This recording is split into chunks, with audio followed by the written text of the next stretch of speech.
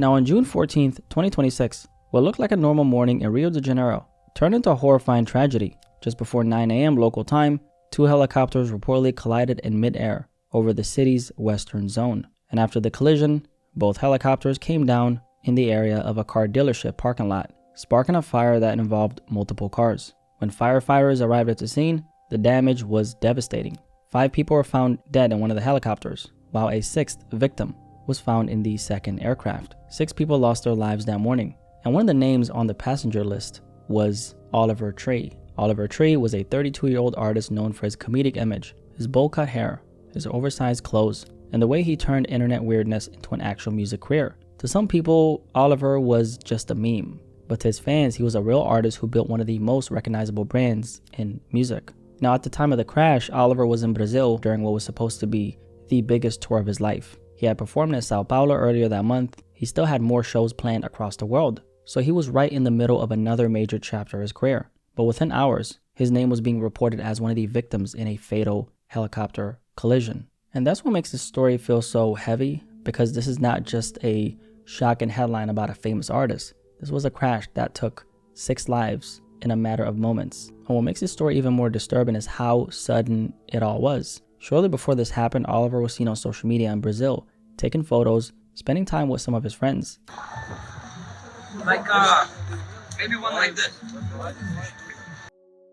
And living through what looked like a normal break between tour dates. Then not long after that, he was reportedly inside this helicopter, flying over Rio de Janeiro. And the next moment, the helicopter was falling out of the sky. Oliver Tree was one of the 6 people who died in this crash. And among the other victims was a very popular Argentinian content creator named Gaspar Gaspi Prim. This news has obviously shocked a lot of people because of how sudden, tragic, and disturbing this entire situation is. So in this video, I want to break down what we know so far, what reportedly happened in the air, who was involved, and what investigators are still trying to figure out about this horrifying helicopter crash that took 6 lives. Now, for anyone who may not be familiar with Oliver Tree, he was a 32-year-old artist from Santa Cruz, California, whose real name was Oliver Tree Nickel. He was known for his bowl-cut hair, oversized clothes, scooter videos, strange and entertaining visuals, and this chaotic internet character that made him instantly recognizable. But that character was part of the art. Behind all the jokes and weirdness, Oliver had a real fan base, real music, and real impact. His song Life Goes On became one of his biggest records, pulling in over 700 million streams on Spotify, and he was still very much active. And at the time of this crash, Oliver had just kicked off what he called the biggest tour of his life. So this was not an artist looking back on what he had already done. He was still very much in motion. He was still building. And this is part of what makes this situation feel so unreal, because Oliver Tree was someone who made chaos feel funny. He made everything around him feel like a skit, a joke, or some kind of bizarre performance. But what happened in Brazil was not that. It was real life. So back to the world tour that Oliver was on. He was very excited about it. The tour started in Mexico City, then continued through Santiago, Chile, and then Buenos Aires, Argentina, and then Sao Paulo, Brazil, where he performed on June 6th. His next show was scheduled for July 1st in Lisbon, Portugal. So there was this gap between shows where Oliver was still in Brazil. And for a lot of artists, that kind of gap is normal. When you're on tour, every day is not just show after show. Sometimes there are breaks in between cities where artists rest, film content, work on music, meet people, explore the country, or just try to enjoy life before the next show. And from what Oliver was sharing online, that seemed to be the kind of space he was in. He was spending time with friends, taking photos, enjoying the country, and living through what looked like a normal break between tour dates. Nobody looking at these moments would have known what was coming next. In one specific video from Brazil, he was seen playing football in a Brazilian neighborhood, doing the kind of random, lighthearted thing people expected from him.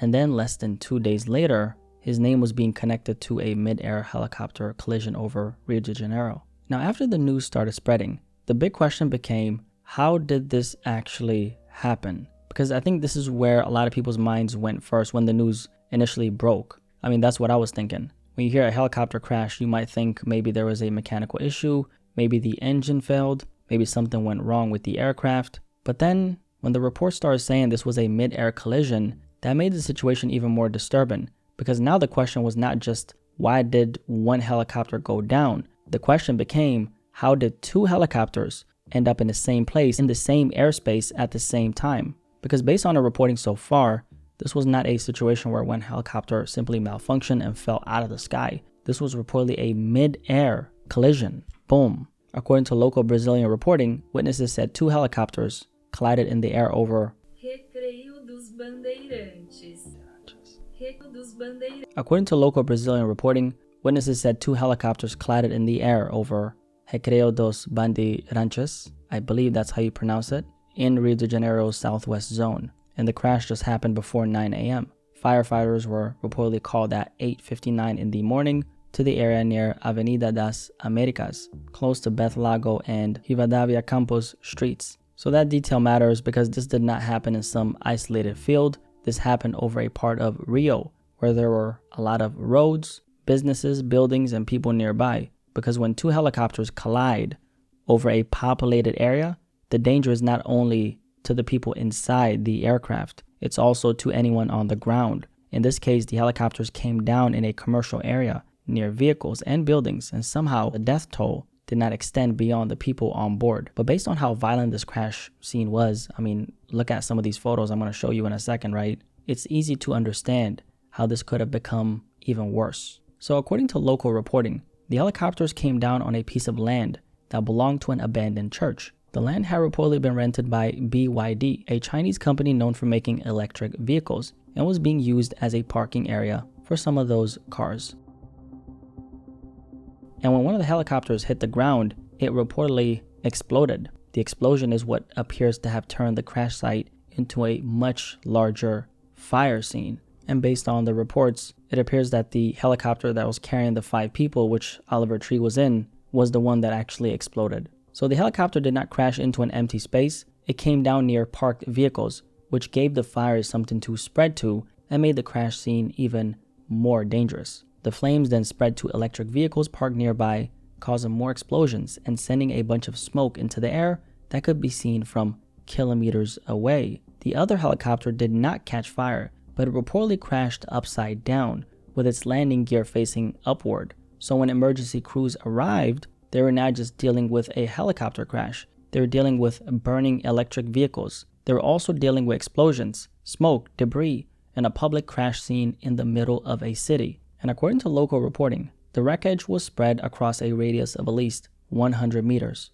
One part of the helicopter, including a tail section, reportedly ended up on the terrace of a nearby building. So that gives you an idea of how violent this collision was. This was not just 2 aircraft coming down in one spot. This was a mid-air collision that scattered wreckage across the area and left behind a massive emergency response. Around 45 emergency personnel and 15 vehicles were reportedly sent to the scene. And by around 10 a.m., firefighters had the flames under control and were searching the area for possible fuel leaks. But by that point, all 6 people on board the 2 helicopters had died. One of the helicopters reportedly had 5 people inside, and then the other only had 1 pilot. There were no survivors. And one of the most disturbing details reported after the crash came from a witness who said they saw one of the helicopters in flames and then noticed someone jump out of the other aircraft before it hit the ground. Now that detail should be treated as a witness account, not an official conclusion.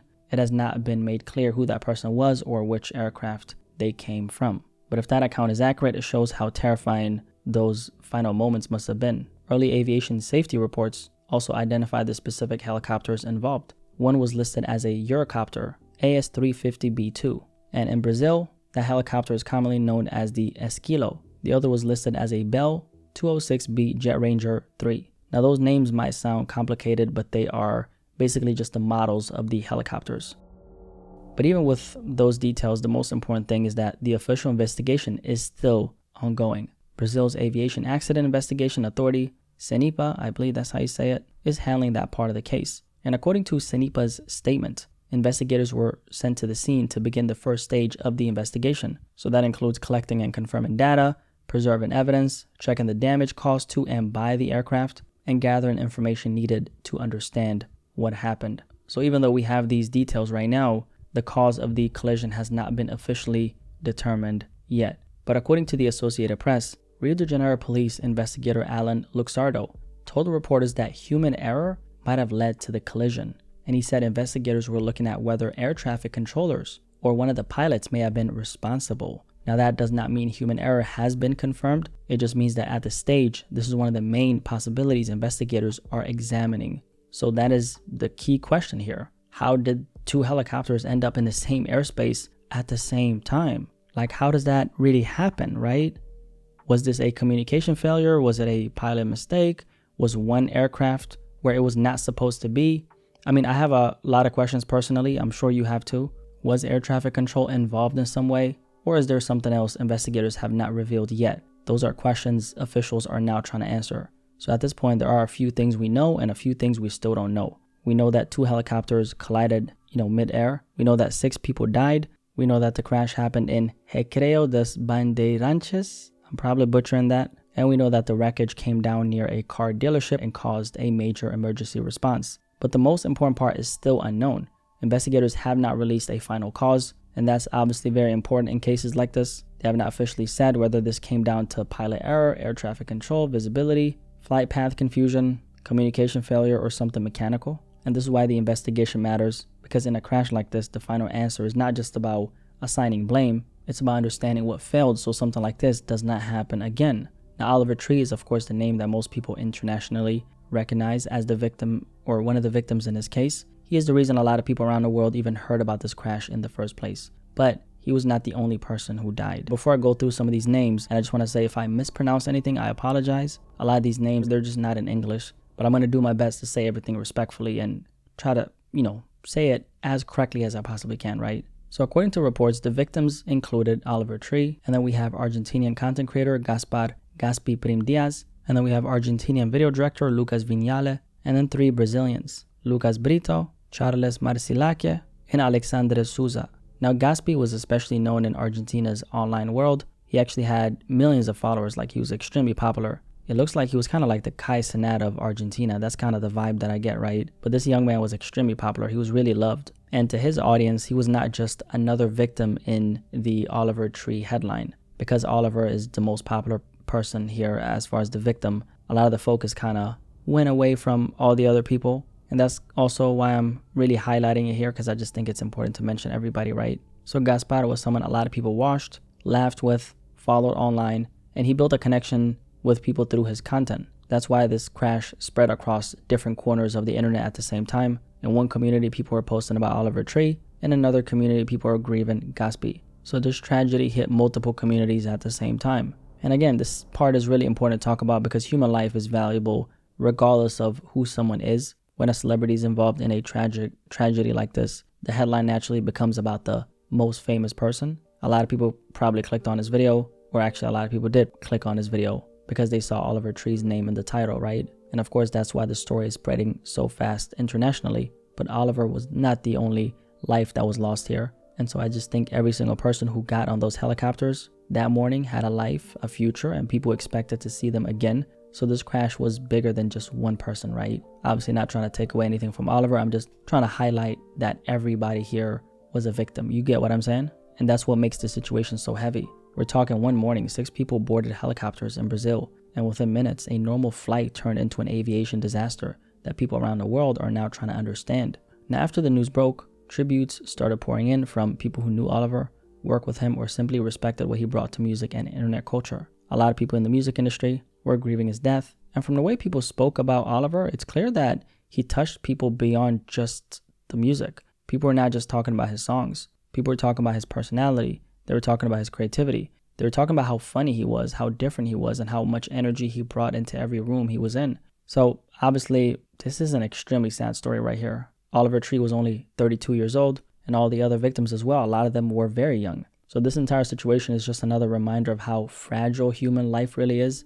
I mean, one day you can be planning your future, you can be traveling, you can be working, enjoying yourself, you can be excited about what's coming next. And then in a matter of seconds, all of that can be taken away. I personally was not an avid listener of Oliver Tree's music, and I did not really follow him closely like some of you guys might have did, but I was definitely aware of him. I was aware of the world he built, the impact he had, and the way he managed to turn his personality into something people connected with. And regardless of whether you're a fan or not, it's sad to see someone that young lose their life so suddenly. But beyond Oliver, it is also sad to see how several young people lost their lives in the span of seconds. This was not just the loss of one artist. This was 6 people, man. 6 people. And a tragedy that started as a normal morning but ended with people all over the world trying to understand how something like this could have happened. Rest in peace to Oliver Tree, Gaspar Gaspi Prim Díaz, Lucas Vignale, Lucas Brito, Charles Marsillac, Alexandre Souza, and everyone affected by this crash. The story is still developing. I'm going to make sure that I follow this very closely. As someone who takes this job very seriously,